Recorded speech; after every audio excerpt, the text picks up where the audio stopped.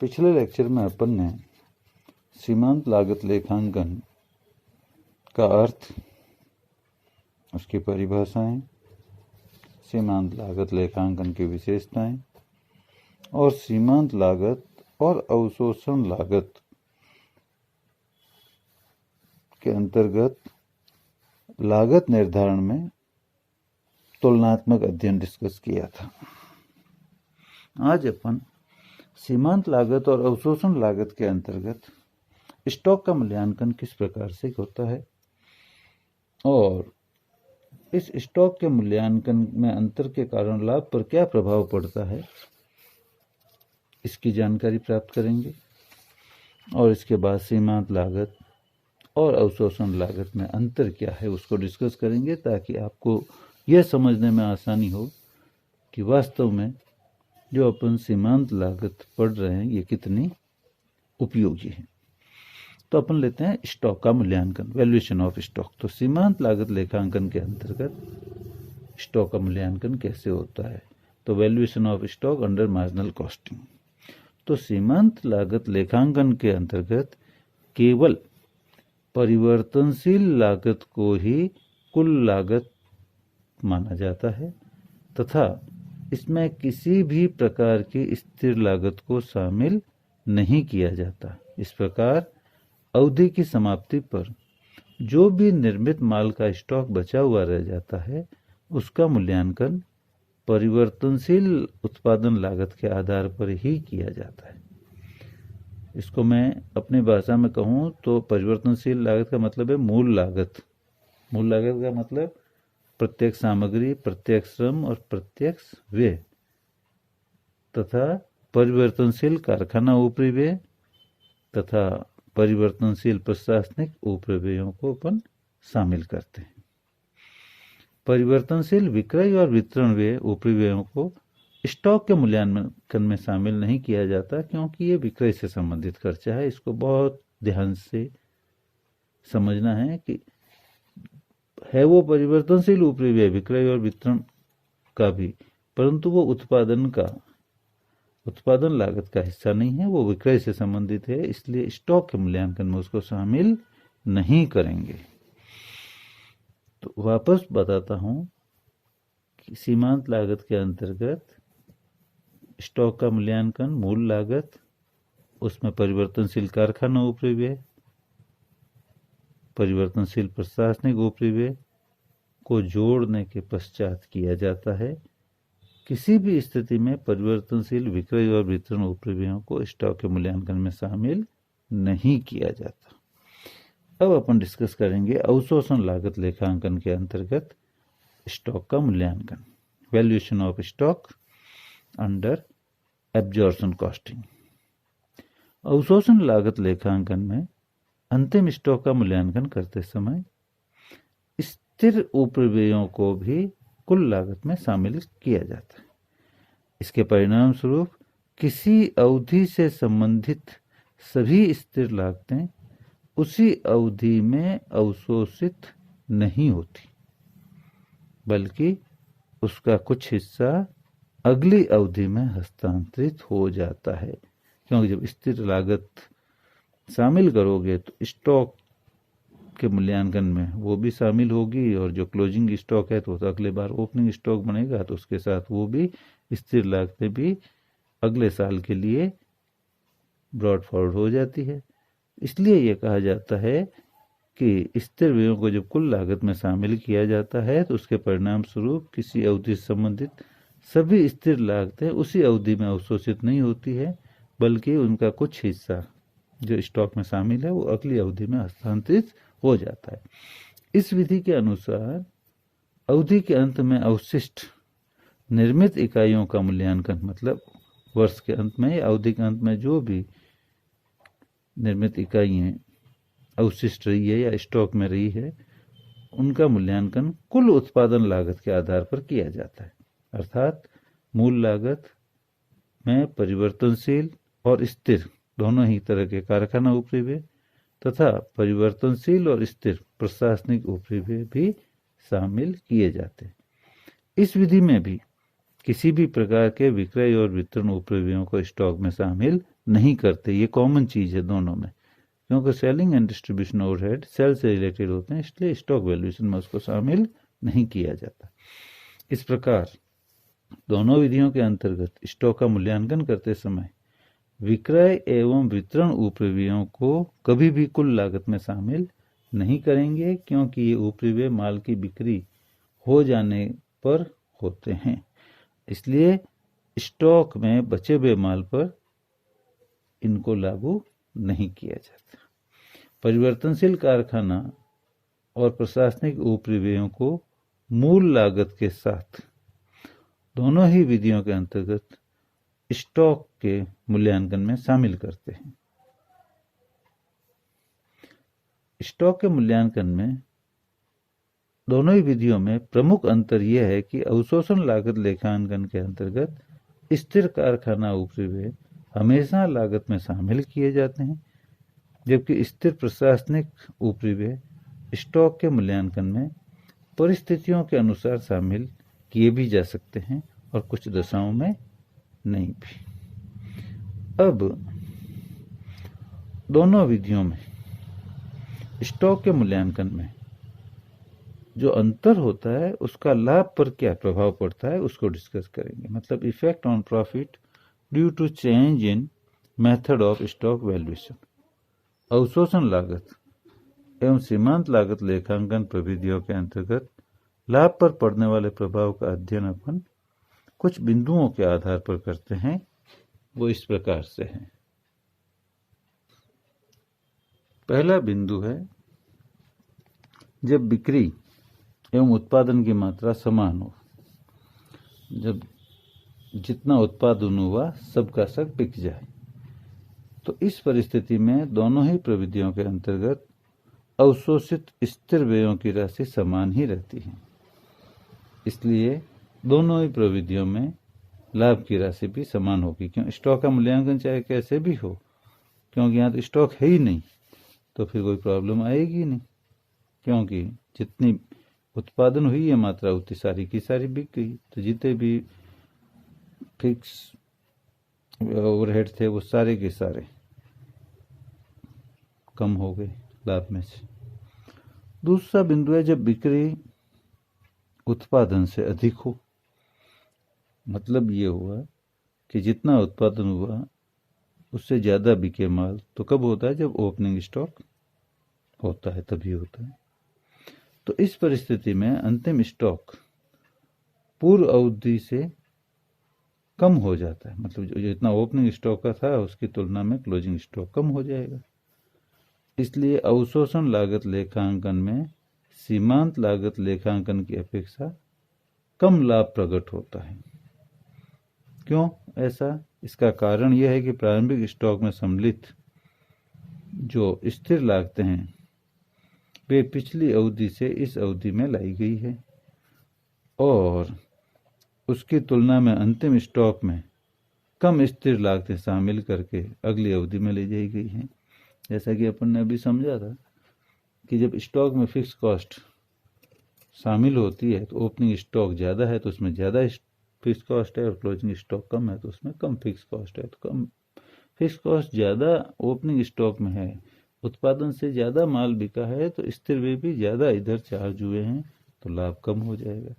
तो कंक्लूजन हुआ कि जब बिक्री उत्पादन से अधिक हो तो इस परिस्थिति में अंतिम स्टॉक पूर्व की अवधि में जितना स्टॉक था, मतलब ओपनिंग स्टॉक था, उसकी तुलना में क्लोजिंग स्टॉक कम हो जाता है, जिससे लाभ कम प्रकट होता है, लाभ कम हो जाता है। सीमांत लागत लेखांकन की अपेक्षा कम लाभ प्रकट होता है अवशोषण लागत में। सीमांत लागत में लाभ ज़्यादा होगा और एब्जॉर्प्शन कॉस्टिंग में कम होगा, क्योंकि सीमांत लागत में तो फिक्स ओवरहेड जो है वो करंट ईयर के ही हैं, जबकि एब्जॉर्प्शन कॉस्टिंग में पिछले साल के कुछ ओवरहेड्स जो ओपनिंग स्टॉक में सम्मिलित होकर आए थे वो ज़्यादा इधर चार्ज हो गए, इसलिए लाभ कम हो जाएगा। मतलब जब बिक्री और उत्पादन एक जैसा हो तो लाभ दोनों में समान रहता है। यदि उत्पादन से ज़्यादा बिक्री हो तो ऐसी दशा में सीमांत लागत लेखांकन में लाभ ज़्यादा रहेगा, एब्जॉर्प्शन कॉस्टिंग में कम होगा। इसी तरह से अगला बिंदु कि जब उत्पादन बिक्री से अधिक हो तो नेचुरल है कि क्लोजिंग स्टॉक बढ़ेगा। तो उत्पादन ज़्यादा होगा और बिक्री कम होगी, तो इस परिस्थिति में प्रारंभिक स्टॉक की तुलना में अंतिम स्टॉक अधिक होता है, क्योंकि समस्त उत्पादित मात्रा बेची नहीं जाती है। तो ऐसी स्थिति में अवशोषण लागत लेखांकन में सीमांत लागत लेखांकन की तुलना में अधिक लाभ प्रकट होगा, क्योंकि अंतिम स्टॉक में फिक्स ओवरहेड ज़्यादा जुड़े हुए रहेंगे, जिससे कॉस्ट कम हो जाएगी, लाभ बढ़ जाएगा। इसका कारण यह है कि प्रारंभिक स्टॉक में शामिल करके जितनी स्थिर लागतें पिछली अवधि से चालू अवधि में लाई गई है, उसकी तुलना में अंतिम स्टॉक में अधिक स्थिर लागतें सम्मिलित करके अगली अवधि में ले जाई गई है। तो इसलिए इस परिस्थिति में सीमांत लागत लेखांकन की तुलना में जो भी बिक्री हुई है उस पर अवशोषण लागत में लाभ बढ़ जाएगा, सीमांत लागत में कम हो जाएगा। इसके बाद चौथा बिंदु है जब प्रत्येक वर्ष बिक्री समान हो परंतु उत्पादन अधिक या कम हो। मतलब बिक्री की राशि समान हो पर उत्पादन अधिक या कम हो। इसका मतलब है कि जब बिक्री की मात्रा स्थिर हो किंतु उत्पादन परिवर्तनशील हो तो सीमांत लागत लेखांकन पद्धति के अंतर्गत वर्ष प्रतिवर्ष लाभ समान रहता है, क्योंकि स्टॉक के मूल्यांकन में स्थिर लागतों को शामिल नहीं किया जाता। परंतु ऐसी स्थिति में अवशोषण लागत लेखांकन द्वारा प्रदर्शित लाभ, जैसा अपन ने डिस्कस किया परिस्थिति नंबर 2 और 3 में, उन परिस्थितियों के अनुसार लाभ परिवर्तित होगा। मतलब जब उत्पादन अधिक होगा, बिक्री कम होगी, तो सीमांत लागत लेखांकन में अधिक लाभ होगा, और उत्पादन बिक्री से अधिक होगा तो एब्जॉर्प्शन कॉस्टिंग में लाभ अधिक होगा। अब पांचवा बिंदु आता है जब प्रत्येक वर्ष उत्पादन की मात्रा समान हो परंतु बिक्री कम या अधिक हो। देखो चौथे पॉइंट में था बिक्री समान हो, उत्पादन कम अधिक हो, तो पॉइंट नंबर 2-3 के अनुसार हुआ। और अब यहाँ आ रहा है उत्पादन तो समान हो परंतु बिक्री कम या अधिक हो। तो उत्पादन की मात्रा स्थिर हो किंतु बिक्री की मात्रा परिवर्तनशील हो तो दोनों पद्धतियों के अंतर्गत लाभ बिक्री बढ़ने के साथ साथ बढ़ेगा और बिक्री कम होने के साथ साथ घटेगा, परंतु दोनों ही पद्धतियों से ज्ञात लाभ की राशि अलग अलग होगी। इसके बाद अपन डिस्कस करेंगे सीमांत लागत और अवशोषण लागत में अंतर क्या है।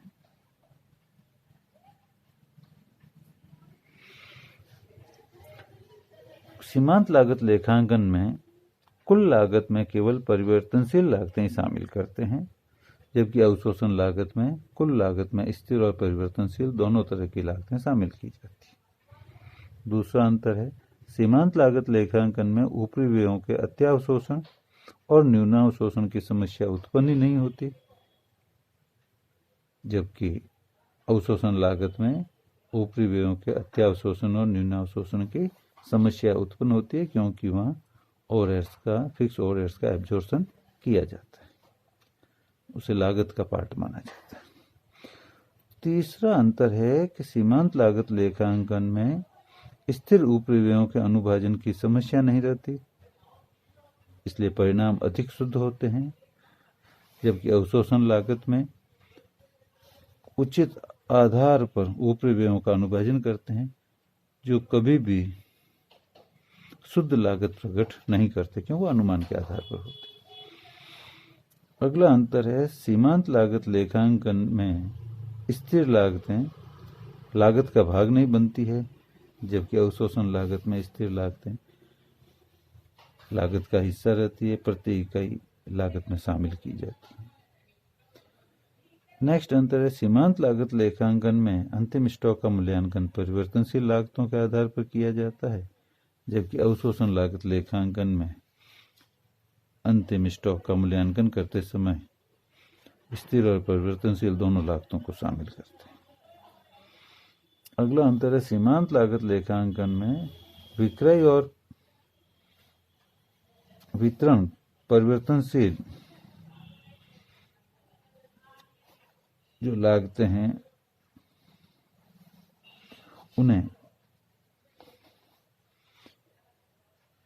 लाभ ज्ञात करते समय तो ध्यान में रखा जाता है, परंतु लागत में शामिल नहीं किया जाता, जबकि अवशोषण लागत में भी ये सेम ही चीज़ है, इसलिए ये अंतर नहीं है, ये समानता में आ जाएगा। अब अगला अंतर है कि विक्रय एवं परिवर्तनशील लागत का अंतर है वो सीमांत लागत लेखांकन में अंशदान कहलाता है, और उस अंशदान में से स्थिर लागतें घटाए तो लाभ ज्ञात होता है। मतलब सीमांत लागत लेखांकन में लाभ ज्ञात करने के लिए पहले सेल्स में से वेरिएबल कॉस्ट घटाई जाती है, तो उसका अंतर होता है कंट्रीब्यूशन, फिर उसमें से फिक्स कॉस्ट घटाते हैं तो डिफरेंस होता है लाभ।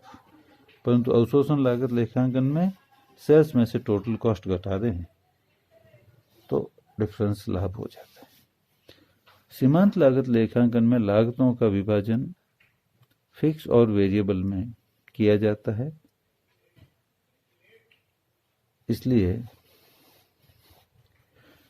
कॉस्ट प्रॉफिट वॉल्यूम एनालिसिस मतलब लागत लाभ मात्रा विश्लेषण इसमें शामिल होता है। और अवशोषण लागत लेखांकन में लागतों का विभाजन स्थिर और परिवर्तनशील के आधार पर नहीं होने से लागत मात्रा लाभ विश्लेषण नहीं किया जाता है। सीमांत लागत लेखांकन विधि में पीवी रेशियो लाभ मात्रा अनुपात ज्ञात करने के बाद ब्रेक इवन पॉइंट सम विच्छेद बिंदु ज्ञात किया जाता है, परंतु अवशोषण लागत लेखांकन विधि में ब्रेक इवन पॉइंट सम विच्छेद बिंदु की गणना नहीं की जाती। सीमांत लागत लेखांकन में मतलब सीमांत लागत लेखांकन विधि है वो प्रबंधकीय निर्णय लेने में विशेष रूप से उपयोगी सिद्ध होती है, जबकि अवशोषण लागत लेखांकन की उपयोगिता मौसमी उद्योगों तक ही सीमित रहती है। तो ये हुआ सीमांत लागत लेखांकन और अवशोषण लागत लेखांकन में अंतर, difference between marginal costing and absorption costing. अब अपन एक उदाहरण के माध्यम से जो अध्ययन किया है सीमांत लागत और अवशोषण लागत का उसको समझने की कोशिश करें।